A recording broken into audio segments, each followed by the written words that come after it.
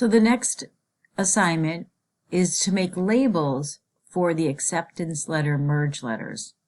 So open up your Word so that you're a blank document.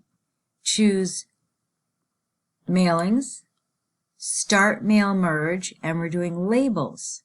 Click Labels. We're going to use US Avery style, so it may have been set for Microsoft Office, so you want to just come down to Avery US letter.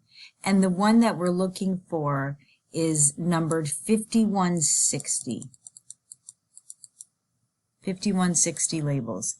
On the package, it has this number in the bottom right corner for the Avery labels, and what it is 30 labels on one sheet, 10 in each column.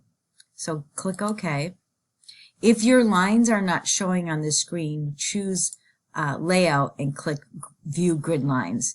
And there's 10 columns in each of the 10 rows in each of the columns. So 30 labels would print out.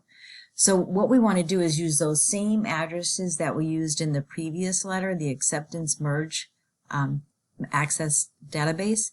So we'll go back to Mailings, and now we'll choose Select Recipients, and you'll get your list. And that should be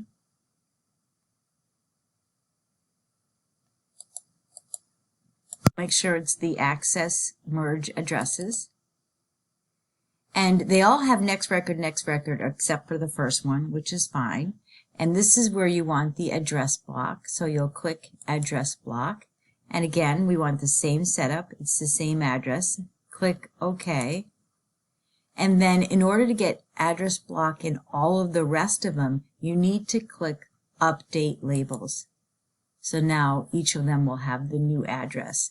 So we can go into the edited recipient list, and if you want to sort them again by last name and then first name, and then OK, so that your list is in alphabetic order. And we're ready to merge, finish and merge. Edit individual documents, all, and OK. And there are all the addresses, 12 of them, that match the letter. And that's a save and submit. Thank you.